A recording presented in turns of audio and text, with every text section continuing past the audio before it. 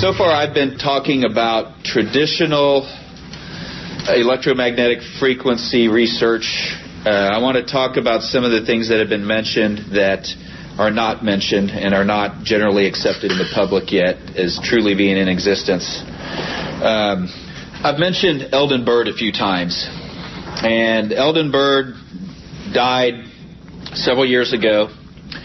He's a former chief medical officer for the U.S. Navy. He was involved in their non-lethal weapons research. He was a member of the U.S. Psychotronics Association, BYRD. He appeared at the mind control conferences that Marianne Stratton put on in 2000, 2001, 2002. I've gotten several of the videos from Marianne so that I could research them. Eldon Bird is a man that knows a lot. He died from cancer not too long ago. Died from pancreatic cancer. In 1980 to 1981, he worked with Ross 80, who was somebody that worked down at Loma Linda University researching the Russian Leda machine, the effect of microwaves and radio frequencies on calcium influx. And that's what's believed to be a lot of the effect of what these radio frequencies cause as they work on your calcium channels. But he worked with Ross 80 and Elizabeth Roscher on the ability to entrain human brains at a distance, and he said we accomplished it. 1980. His project went dark after that. It was taken away from him. He had it confirmed from a senator, Senator Pell, confirmed for him that his project went dark. The things that I would recommend, and this is kind of off topic here, these energies are known to cause an increase in free radicals. Free radicals are known to cause cancer. If you take antioxidants, they will help to decrease the amount of free radicals that you have. I recommend to everybody that you take vitamin E, vitamin C, and selenium. I recommend that you exercise regularly and that you eat healthy. You know, here in our country, we are taught traditional medicine. We're taught you have a problem, it's something with the organ, it's with the receptor, you give them a drug, that makes it better. Not realizing that every receptor causes an electrochemical reaction, or not focusing on that. We know that. Eastern medicine has long focused on viewing the body and the spirit as an electrochemical being.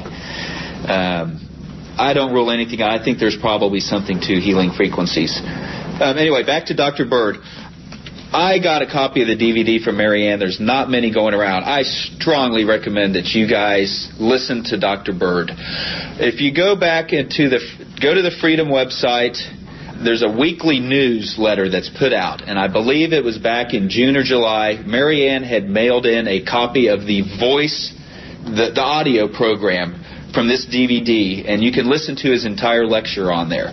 This is a smart man, and he's talking about stuff that's way over my head, but I'm going to talk a little bit about what he mentions, because he talks about there's some things that may be going on that traditional science doesn't understand yet.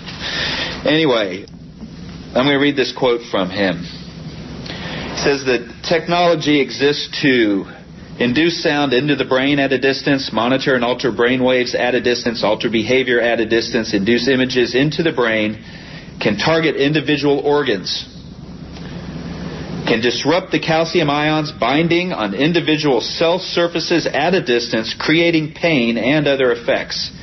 That we have moved beyond the realm of the electromagnetic spectrum into the realm of hyperspace, scalar energy, and quantum mechanics. This is something I don't understand well, and it's an evolving science. There are energies that work at a subatomic level, okay? Tom Bearden, if you want research, go look at Tom Bearden's stuff. You talk about this to most people, they say it's never been admitted to be true. And that's probably because it's being kept hidden. And I'll allude to more of that later. Anyway, he goes on to say, we have demonstrated the ability of cluster and magnetic fields to alter DNA and to control biochemical processes. Mind control technology exists without a question. That's Dr. Bird. He's talking about the ability to use frequencies to alter your DNA, to induce tumors, to target specific organs. If you look at the research that was done with radiation frequencies, I believe it was the University of Utah back in 1989, produced the Radiation Dosimetry Handbook. Your body, in addition to being an electromagnetic organism, is a vibratory organism. Your body vibrates. Everything vibrates. To understand the concept of resonance, we've all seen the opera singer that hits that certain note and breaks the glass. That's because her pitch is vibrating as the same pitch that the glass is. They work together and accentuate each other. The vibration becomes too much, the glass breaks. Each organ in your body vibrates at an individual frequency. Those frequencies are now known. They're in the Radiation Dosimetry Handbook. If we're able to direct a frequency at your body that vibrates at the same frequency as an organ, what do you think is going to happen? Nothing good. Dr. Bird also stated that the Marines, and this is from his Psychotronics Association lecture, and supposedly that lecture is available if you go to their site. It's from the 2000 U.S. Psychotronics Association lecture. The Marines have been shown that images can be projected into the brain from a distance. So we're training our soldiers that this happens now. Anybody know any former Marines? Okay. He also specifically stated, he said that a squid magnetometer can detect these unusual frequencies that are being directed at individuals. Now we've got magnetoencephalograms, which are very huge, large machines that are a step above MRIs, but they're stationary. There's very few places around the country that have them. The one thing that he also stated, and I guess it can't be validated, but he says, according to him, and he also worked for NASA, NASA gave law enforcement the access to voice induction technology. So law enforcement's able to use this to harass who they want to, or to get information. These are information acquiring weapons. If we're able to get your EEG, decode your thought patterns, we know what you're thinking. You think there's corporations out there that wouldn't want this technology to use it on their competitors? This organization, FFCHS, we've researched a lot of private investigators. People that claim to be able to detect radio frequencies, find chips, scans, things of that nature. One of the people that I have personally talked with, and I've talked with him about some of his results, and I'm not going to mention him by name. He wouldn't come here. He said, I don't want to talk with somebody as a group. Reason being is that since he became involved with helping people in the Freedom Group, he said, on one of my stakeouts, my men were assaulted and threatened and told if they kept up, they will be killed. And he's come up with some interesting things. This is somebody that has 22 years of experience with this. He's got an international corporation. He said the bulk of the stuff that he was doing was over in Asia because this type of technology was being used for corporate espionage. He said we were able to track and triangulate frequencies, figure out where they were coming from. We've used it successfully in prosecution. I thought this sounded like a pretty good guy for us to use. He doesn't come cheap, I'll tell you that. A couple people have used it. And the results of what he said from the first person, or one of the first people he worked with, was we've never seen results like this before. We've got radio frequencies coming in that should not be there. They're coming from multiple directions and multiple frequencies. They're multi-directional. And they don't know, they can't triangulate it because it's coming from where. He said, we don't know if these are, they're putting some frequencies in there to disguise the other ones, or if this is something new. And then after that initial experience, he said, I've had this come up with several people now. He said, I've got my own researchers figuring out how to do this. I haven't met this guy personally. I've talked with him multiple times. I may have a meeting with him sometime in the not-too-distant future. I find him to be credible. He's at least been willing to keep an open line of communication with me. At this point, he's gun-shy. One of the other investigators, there was an investigator by the name of Ron Rhodes and Mark Sosman that appeared at all three of Marianne Stratton's conferences. They were based out of Long Beach, California. They had an investigative agency called Spectrum Intelligence International Network. And Ron also has lectures that are available. Ron specifically states that he believes scalar waves are being used. Yeah. Because scalars, he said, you cannot triangulate them. He said we can detect them, but we can't figure out where they're coming from. And you got to remember, the scalar waves work at a subatomic level. They go to the very core of what you are. A scalar wave, from my understanding, most waves, if you look at a waveform, they are sinusoidal. Electronic waveforms are sinusoidal. A microwave has a square front. So instead of like this, it is like this. It is that square front that allows it to penetrate tissue. A scalar wave, from my understanding, is longitudinal. It is flat. My understanding is that scalars can exist in two places at the same time. They can exist on the other side of the world at the same time they exist here. I don't know that enough about them. It's the emerging world of new physics, quantum mechanics. Like I said, physics was not my strong point. I was a biology major, okay? I find this stuff interesting, but this may be the clue to what we're dealing with here, okay? We have to consider that. If they're going to explore everything else, don't we think they'd want to explore a new physics? I think they would. So, is anybody not convinced that we've been researching this stuff? Anybody not convinced that we've done experimentation without people's consent in the past? You people here in San Francisco know they dropped anthrax over your city in the 50s, don't you? They dropped cadmium over Canada, same time. They even released mosquitoes in Georgia that had dengue fever. Peter. What I'm hearing, I want to try to put this in context, because when we did the study that Cheryl funded us for 4 years ago, and it's on our website, documented the auditory, the weapons systems, the history, the NK Ultra, the whole thing. So it's laid out in a nice little academic paper. My thoughts about it since, for the last 4 years, are, okay, who gets targeted and why? Right. Is there a commonality? And we've been, thinking that was a step to take next, if we could find that. But what I'm hearing is that maybe partly it's experimental, partly it could just be random people selected, or I also hear it could be people who are targeted for political reasons. The technologies are there, and there's a variety of different things that can happen. I had never thought about pancreatic cancer before, but so the same thing happened with the 9/11 groups. They kept saying they. Who are they? And so we did some research a few years ago and started to put some parameters on they, and the neocons and particularly the Lockheed Martin, Northrop Grumman, and those companies that get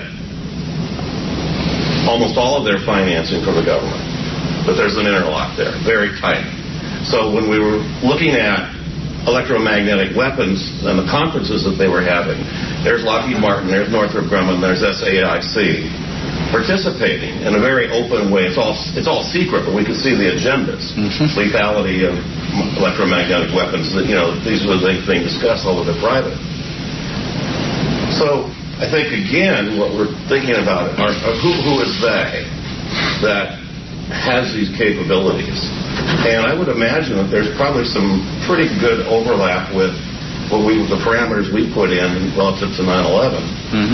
And the power elite, the transnational corporate elite, and the agents that work for them, both public and private. I would agree. And again, this is speculation, but if you look at what's gone on in the last decade, and I'm going to cover exactly who the targets are. That's a good segue. I'm glad you brought that up. You're right. It is mostly random. Yeah. Well, it's mostly random. There's some commonalities, but it's mostly random. We now live in a world in our country where look how much money is into the security business now, intelligence. It has grown into a multi-billion-dollar industry since 9/11. There's a lot of money to be made by developing these technologies. They're probably all trying to one-up each other, testing on whoever. one of our biggest questions is who's got access to these technologies? It's probably not just military. Is military going to go about just using this on citizens, picking them at random? Corporations? Ex-military, ex-intelligence that has access to it? People in civilian law enforcement? It probably covers the whole gamut. It would have to, almost, if you think about it. In reference to you're defining the parameters of pay, one of the problems, too, that I've gotten close ties with some people in various intelligence organizations. There's been such a revolving door in the intelligence community as far as people being trained through the NSA, the CIA, or the National Clandestine Service, and then taking jobs with private intelligence companies. Mm-hmm. I mean, you'll have people in this, especially within the CIA, that for 10 years they're an employee of the CIA. They get on with a private company, Booz Allen Hamilton, CACI, SACI, Mantech, or some of these organizations. A week later, they're back at the CIA office with a different kind of badge on, doing the same job, making 3 times the pay. There are 800,000 people in this country now that are private citizens with top secret clearances through the government that would have access to this technology, some of them, I would imagine. Case in point is Igor Smirnov's technology. After he passed away, his wife started looking for North American investors in his technology. She went to Canada first. Actually, I believe she went to John Alexander's company, Scitech. The technology wound up being bought by Mantech, which is based out of San Antonio, Texas, and has nothing but private surveillance and intelligence contracts with the U.S. government. Yeah. Well, I do believe that Scitech supposedly bought the rights to Smirnov's technology as well. Mantech bought the whole shebang. They bought Scitech. Okay. The fact of the matter is, it's bought by a non-governmental independent company. But I was going to say, I'm going to go over the demographics, and FFCHS has over 1,000 members now. There's a community survey profile that's done that kind of gathers some basic data, and that's what I'm going to go over now. Who are the people that are responding to this? Who are the targets? A year ago, we had 416 people that responded, and there were about 600 people that were dues-paying members of FFCHS. Now it's about 1,000, and there's 775 respondents. What I got from looking at the new data compared to the data from a year ago, the data's almost doubled in size. The percentages haven't changed any. So what that tells me is the data's consistent, it's accurate, and it's reproducible. The people that are reporting being targeted have the same demographic profile. They're reporting the same things occurring to them. Okay? Just FYI, California, I guess there's 109 people that from California that belong to the group. Anyway, average age, 8% of the people are under 30, 21% less than 40. Most of the people are age 40 or over. 60% over age 40. So the average person is over age 40. All right? Overall, 70% over 40. Last year it was about 80% were 40. So it's changed just briefly. 60% are females. 60. That has not changed. Here's what's interesting. 84% of these people are single, divorced, or separated. 40% never married. Individuals are easy targets. They live by themselves. It's easy to isolate them. We know about the torture tactics they use in Guantanamo. You put people in solitary. You isolate them. People have reported they have poor support systems. Not a lot of family around. Not a lot of friends. And once you start dealing with this stuff, you got less friends hanging around. Okay? Because they all think you're nuts. Especially if you say anything to them. 76% are Caucasian. 76. Here's a real interesting one. Education level. This is an educated group of people. 90% graduated high school. 50% have graduated college or have a postgraduate degree. 14% have a master's or doctoral degree. I didn't think much about that. I went and looked at, in 2006, the American Community Survey said that our nation has a 27% college graduation and 10% are graduates or professionals. 50% of the people in this group are college graduates. 15 versus 10 are doctors or postgraduates. This is an intelligent, educated group. Let's go after smart people with poor family structure systems that are alone. Okay? Now here's something else. Out of this highly educated group, 60% are unemployed. They don't have finances to fight back with. Now, whether or not that's a result, whether or not they became unemployed afterwards or before, I don't know. I've come up with a new survey that I'll get into that later, okay? Of the people that are employed, that 40%, 60% have professional jobs. Only 40% are unskilled or trade labor. These are the people that are highly functioning and dealing with this stuff. Okay? As far as where? California's number 2. New York is number 1. California, Texas. New York's 22% of the group. California's 16. Florida is 6%. Texas is 5. And then the only other two above 3% are Connecticut and Arizona. The 1,000 people that I'm getting are people that have actually paid dues to be a member of the organization. And it's a nominal due fee. It's like $15 a year, I think. I'll talk more in a bit here about why we need more people. Here's, I label this next one as who's not helping.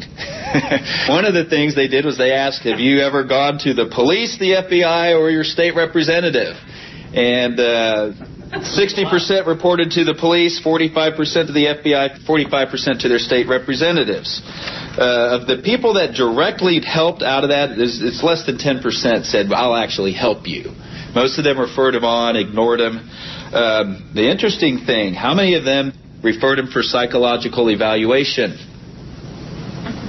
You going to walk into the cop station telling them you're hearing voices and your neighbor's beaming directed energy weapons at you, or whatever you think it is? That's the common thing we hear because everybody thinks it has to be going on next door. It's probably not. This is a psychological game. Okay? It's a very well orchestrated psychological game. The FBI and the representatives are so much nicer. Only about 12 to 15% of the time did they refer you for psychological evaluation. Local law enforcement, 42%. You got a 50-50 shot of getting involuntarily committed if you go into the cops. You could call that a 51-50 shot.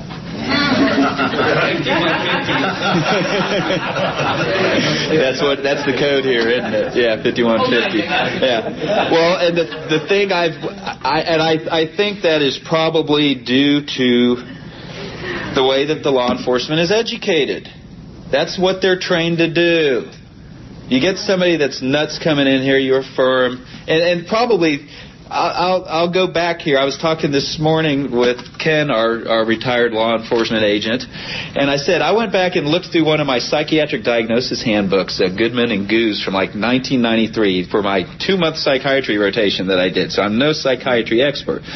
Right in there, almost word for word, it says in there, if you're complaining of being stalked, of the government sending voices into your head, it's almost like somebody read the script out of there, that you're delusional or schizophrenic. The thing that I will tell you is schizophrenia, typical age of onset is teenager to early 20s. Like I said, this is a group of people that's over 40 years of age for the most part. I think we all have issues with the way that the DSM-4 criteria are made and used in this country. That's something that needs to be addressed, and that's one of my missions and John's mission is, when can we get to the point where we can approach the medical community, the psychiatric community with enough evidence to say, look, you've got to start considering something else besides just labeling people and putting them on medications.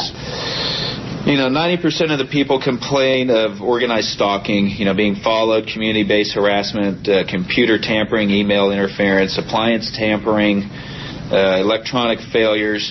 68% of the people become estranged after this starts, estranged from family and friends, furthers their isolation. Okay? 85% complain of what they labeled directed energy weapons assaults, basically complaining of the physical symptoms of sleep deprivation, induced sleep. We talked about that. Okay. Feeling hot spots on the body, feeling shocks or electrical currents running through your body, irregular heart rates. 23% complain of blackouts.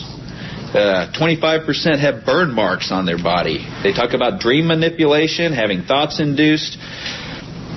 52% have memory loss or declining cognitive functions, and that is known. That goes along with the microwave sickness, declining neurocognitive function. The other thing that they learned when they did those studies on the U.S. Embassy when they were just observing our people over there is that these are cumulative effects that occur over time. It can take up to 10 years before some of these symptoms will start manifesting, some of the physical symptoms from chronic EMF exposure.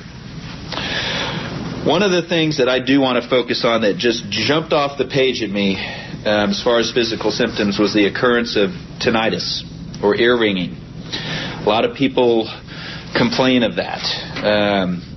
The previous study showed that 79% of the people in this group complained of their ears ringing. Now it's down to 74. So I'm like, that sounds like a lot.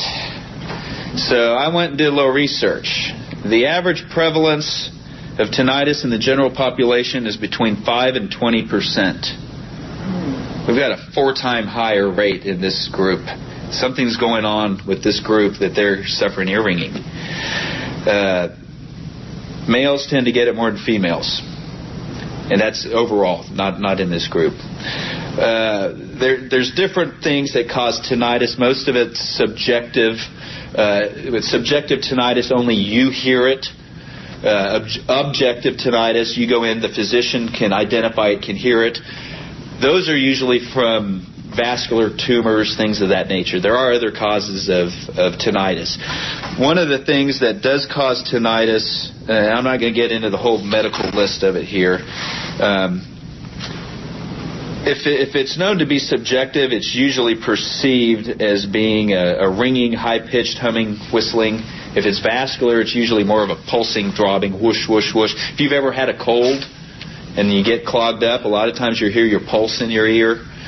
That's vascular. Tinnitus is known to occur with chronic EMF and radio frequency exposures. You look at this survey data, we've identified a few things here. This is a unique group. Single, not married, educated, out of work. Okay? This is our target profile. This is who we're going after. All right? There's some things that are not in this survey. We need a lot of refinements. Like I said, were these people unemployed before or after? It wasn't asked. The thing that gets me, nowhere in this survey did we ask if anybody is subjected to what are known as voice induction technologies. They are known as voice data image induction. That is the technical term for it. Doesn't talk anything about that in the survey. That needs to be addressed.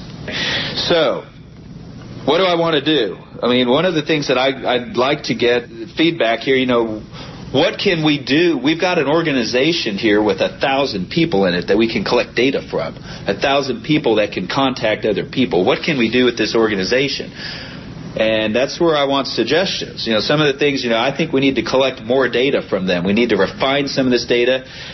Specifically, I want medical data. I want complete medical histories on these people. I want to start following these people and see whether they're developing problems down the road. The biggest problems I see with this group are getting these people funding. Like we said, 60% are unemployed. They're giving $15 a year to an organization to try to help them.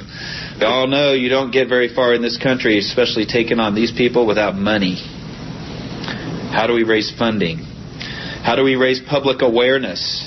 The FFCSH group's thinking about doing billboards. We've got a few supporters. Some of them are in the LA area. Starting to put up billboards to make awareness known. Funding drive. Okay? We need media support.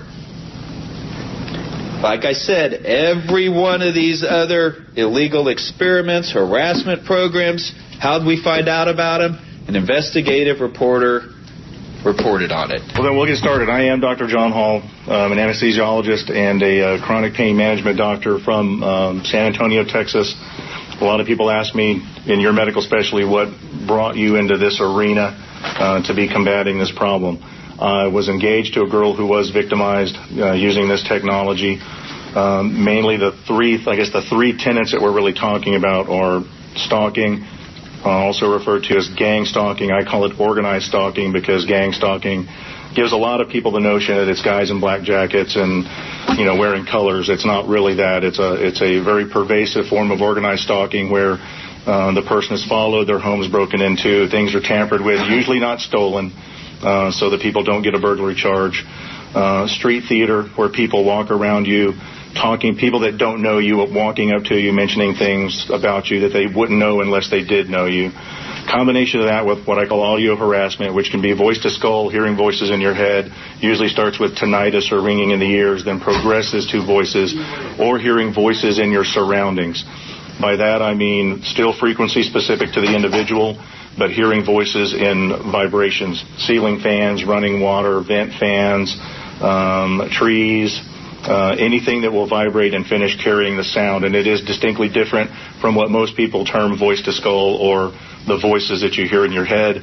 Third thing, usually while you're being audio harassed, being attacked with directed energy weapons that will either cause twitching of the muscles, complete spasm of the muscles, even spasms of the whole body, changes in heart rate, severe heartburn, severe headaches, eye burning, and blurred vision are just some of the more common ones. I've had people correspond with me that are having burning of the feet, burning of various parts of the body, the genitalia, rectal burning, very obviously reported as coming from the outside. Wrote a book on my experiences and experience with my fiancée. It's called A New Breed, Satellite Terrorism in America. There is a lot of disagreement on exactly what the modalities are, what the mode of delivery of this is. I know there are certain groups that are fighting this. There's several big groups of victims advocacy groups, and some of them disagree with whether or not this is satellite.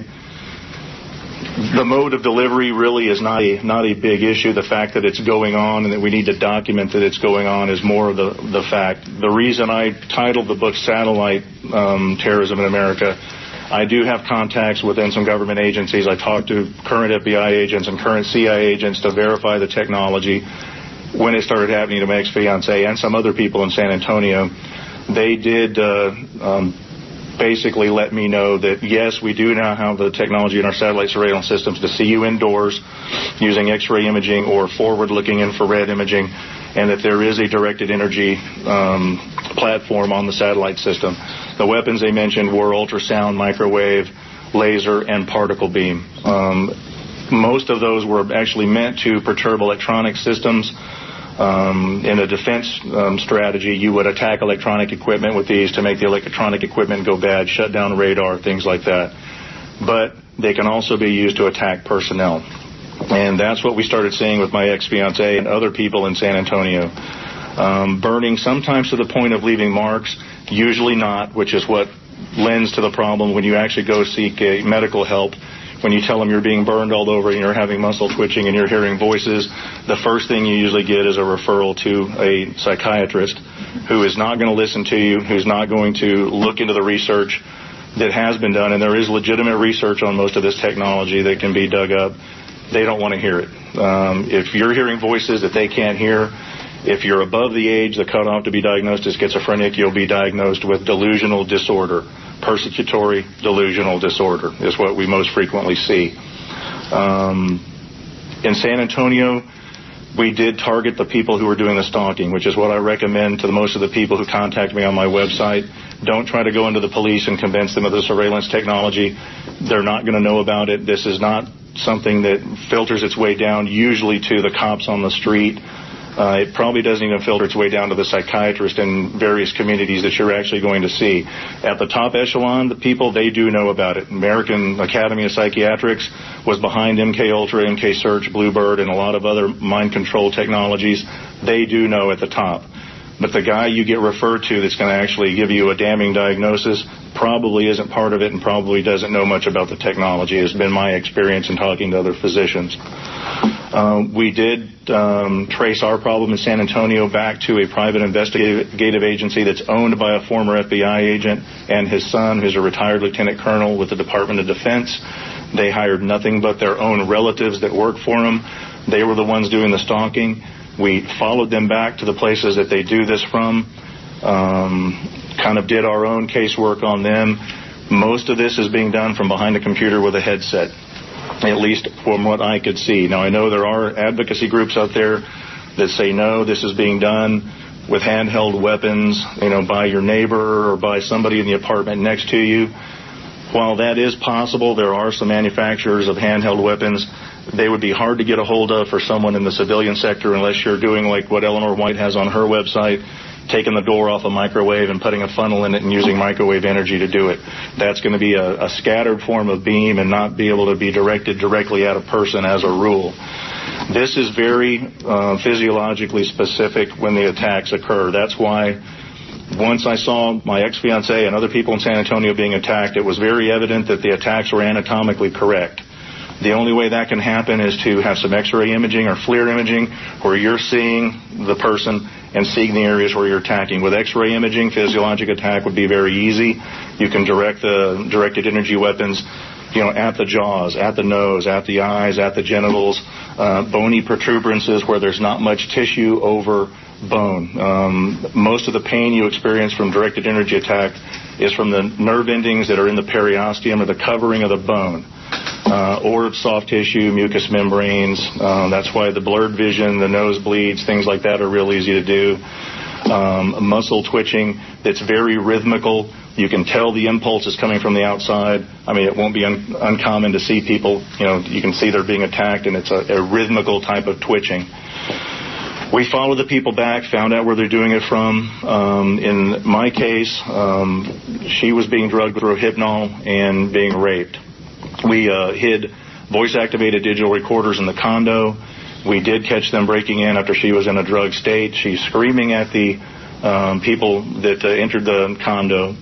You can hear on the recording 3 male voices and 1 female voice. They're digging through her condo to find the voice-activated recorders, which they initially did find.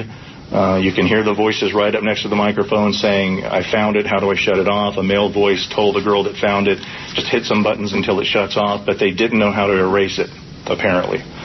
Luckily, most of my patients are SAPD, including the lieutenant in charge of the sex crimes unit. We took the voice-activated recorders to him with their plate numbers, with their identities. She did not have enough recall to bring prosecution for rape. We did stop the stalking. And that's why most of the victims, I tell them, get your plate numbers. If you're being stalked or you're being broken into, do the same thing. Set up digital audio, voice-activated recorders. Get strong evidence of the breaking and entering and the stalking, because the police will work with you on stalking. They will not work with you on stalking if you tell them I'm being stalked and I'm hearing voices and I'm being attacked with weapons I can't see. Because at that point, they're going to write you off as mentally ill, which is what the perpetrators want, because once you've got that listing with the police, the second and third call, when you do call, even if they're in your home physically to do something to you, you're already blacklisted, and when it comes to the dispatch, they're going to say, well, that's the crazy person, and, it's not happening, and they probably won't send somebody out. There has been instances where these people have actually broken in while the victim is aware. In San Antonio, there's three other couples and several single women that are being victimized by the same former FBI guy running a PI group now. One of them was lured to San Antonio from New York City. She was told online by someone that got on one of the victims' advocacy websites that she could come to San Antonio, there was affordable housing, and none of this was happening in San Antonio, that she'd be safe in San Antonio. They put her up in a seedy apartment complex. She's being drugged with Rohypnol and raped on a daily basis and used as a sex slave. Her friends and family got a hold of me to find her. I did find her. We've got her actually in a rape crisis center where people can watch her now, but they definitely got her down there and had her in a state where she couldn't help herself. They beat who? The PI group. She did. They changed their last names, but all of the first names they were still using were the same. So I've got her in touch with SAPD to try to get some work done with that. The reason for the meeting today was for people to see that this is really going on. The technological advancements that they've made in directed energy and radio frequency weapons is amazing. I think the mode of delivery is mostly coming from satellite, possibly HARP. I know Dr. Nick Begich has written some books on HARP. From what I know about HARP, I don't see how HARP can be used to be directed so specifically at a bunch of multiple individuals. But I'll be the first to admit I don't know a lot about HARP. Satellite, on the other hand, it does have the ability to direct itself or be directed at multiple individuals simultaneously. This is now happening in every single state. I know there's Cheryl Welch's Mind Justice, there's Freedom from Covert Harassment and Surveillance and Harassment. There's several other advocacy groups. All of these groups now have, I think Freedom has 600, 700 members. Yeah, 1,000. I don't know how many Cheryl has. I've personally corresponded with probably over 1,000 victims now.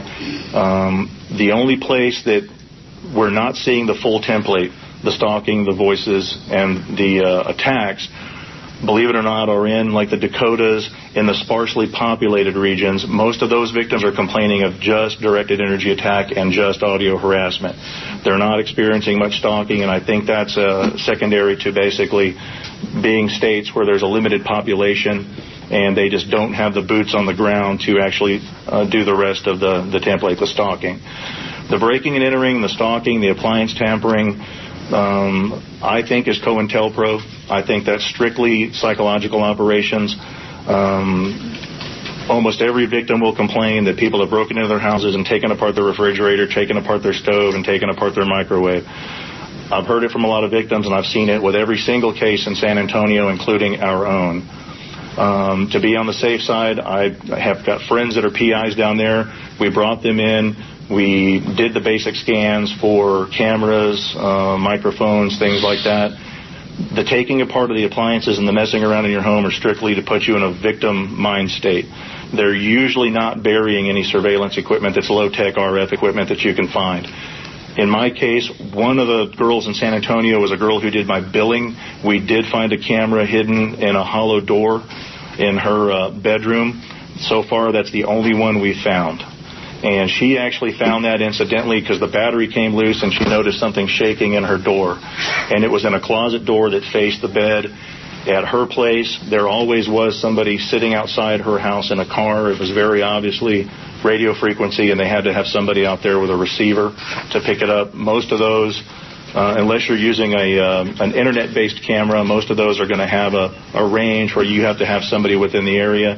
The guy that was sitting outside her house was the son of the former FBI guy that's one of the co-owners of the PI group. He is a retired lieutenant colonel with the Department of Defense. San Antonio is a little bit unique. That a lot of these people have access to these weapons and this technology. We've got 3 NSA bases in San Antonio, 1 cryptology center, and Brooks City base where all of this research is done for the armed services on directed energy. I have a feeling that these people either still have clearances and are able to access it. I think they're networking it out to other states because every victim, regardless of circumstance, has the same template going on. When you talk to the victims, everybody will have a different scenario. They'll say, well, my scenario is a little different in that I'm having this or I'm having this. When you break it right down to the modality or the methods of attack, it's exactly the same in just about every case. The stalking's the same, the breaking and entering the same, the attacks are for the most part the same, which tells me it's either being done with a template, these people are being given access to the technology and being given a handbook on how to use it, or they're all networking together. Now that I've seen what happened with this girl in New York City that was lured down to San Antonio, I think it's probably networking. Someplace, somewhere, was the original people who actually got their hands on this technology. We know that the government usually does this type of experimentation in an agency-sterile fashion, so it's not traceable directly back to government agencies. In MKUltra, they used front companies.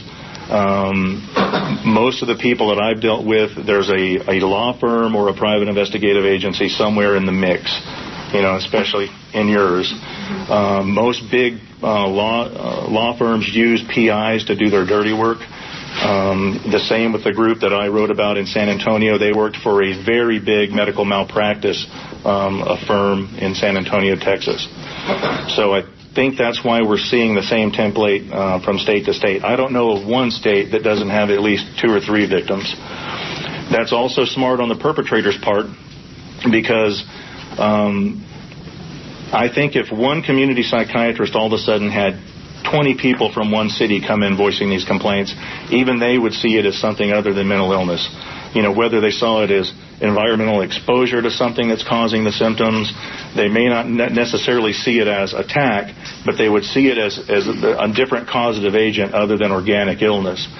But when you have 2 or 3 victims in every major city or every city coming forward, and not one single mental health professional seeing a multitude of people with these complaints, it's easy for each city to have a handful of people that are being diagnosed as delusional or schizophrenic, rather than one mental health professional say, you know what, I've got 10 people in here, they're all hearing voices, they're all being attacked with something, and they're all being stalked. And it's very important to really focus on the stalking and the breaking and entering. That is going to be what actually gets us to the bottom of this and get us to identify which groups are actually doing this in each city. Because going to the police are obviously not going to help, at least not until there's hard enough evidence where they can actually get into someone's house, find the computers that they're using, and go from there. And that's why it's going to be very important to focus on the stalking. I know that's hard to do. The victims say, well, I have all this other stuff going on. You're not going to make them believe it.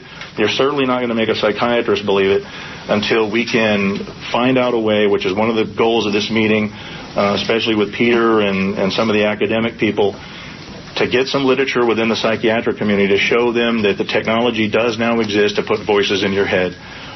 If you look at the addendum to the bioeffects of non-lethal weapons that actually came out in '96, the Army stated it as clear as day in that their research, we now have the ability to put voices in someone's head. Imagine the incapacitating effects on an enemy combatant when they hear voices in their head that are not their own. And they go on to talk about its value in a hostage situation where they can communicate with the hostages without the hostage taker hearing. They also go on to say that it's not recordable. Even with microphones in the ear on the scalp, that you cannot record the voices that are being transmitted inside the head. So the data is out there. It's just a matter of putting the correct data in the correct format by credible people in front of the psychiatric community to get them to say, when people come to tell you they're hearing voices and they're being stalked, look for another cause besides mental illness before you give someone a damning diagnosis. That's why we're here, to get some other people's views on this, to try to work together, those of us that have some credibility, to force this into an educational system for psychiatrists, educate the public. If you know what this is, the minute it starts happening to you, you know not to run to your doctor who's going to send you to a psychiatrist. You know the right things to say to the police. What's happening is when it first starts happening, people are so messed up that they end up presenting themselves in a wrong way. Some of that, I think, is when you're first attacked by this, we have anecdotal evidence to show that dopamine levels actually increase the brain when you're initially attacked. Increased dopamine will give you a schizophrenic type of appearance. Matter of fact, excess dopamine was called the dopamine theory of schizophrenia. For years, they thought that schizophrenia was caused by excess dopamine. All of the drugs we treat schizophrenia with lower dopamine levels. Over time, as your dopamine receptors downregulate, the initial paranoia of these attacks slowly subsides and you kind of regain a normal life. But I have sat with victims that are a week, a month into being attacked, and one case in point was a young man in San Antonio, Texas. I sat outside at a Starbucks talking to him. Every car that drove by was part of it. Every person that sat around us was part of it. Everybody that walked by with a cup of coffee was part of it and listening to what we were saying. He had dark circles under his eyes. He was very hypervigilant, and that is a function of increased dopamine. I've talked to Dr. Robert Duncan, who used to be with DARPA, who's done a lot of research on this technology.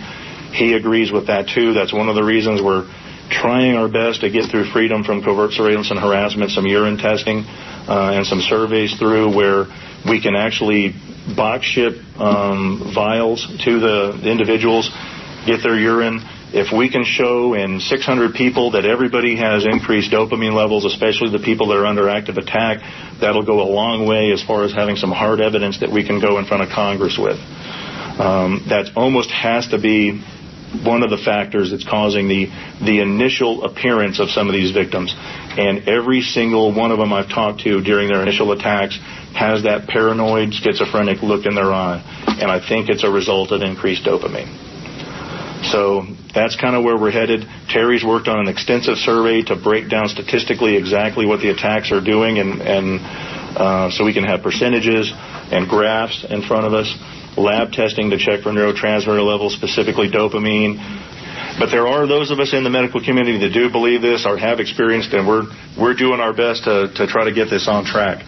But we're going to have to find some credible ways to do it. In looking at this from a physician, there's only 2 reasons to victimize somebody for a decade, and most of these victims have been victimized for a decade or more. Well, medically, the only studies that go on for a decade are behavioral studies and cancer studies. And that's to see how long it takes before you can cost someone their job, cost someone their family and friends, and totally decimate them, or attack them long enough to make sure that this isn't going to cause some weird cancer in everybody. The quickest way that would bring this to an end is if all of a sudden 20 people show up with some weird leukemia or some weird brain tumor that's not usually seen with any frequency in the population, all showing up at one area with the same cancer. Well, then the CDC and people are going to take notice of that something's causing it. Especially if they're planning on using this globally to control everyone, they're going to need to know, well, in 10 years, is it going to cause leukemia? In 15 years, is it going to cause, some type of a sarcoma? That's looking at it from a medical standpoint is the only, because you can decimate somebody's life in 6 months with this technology. You can have their job, have the money out of their account, have them diagnosed as delusional within a 6-month period.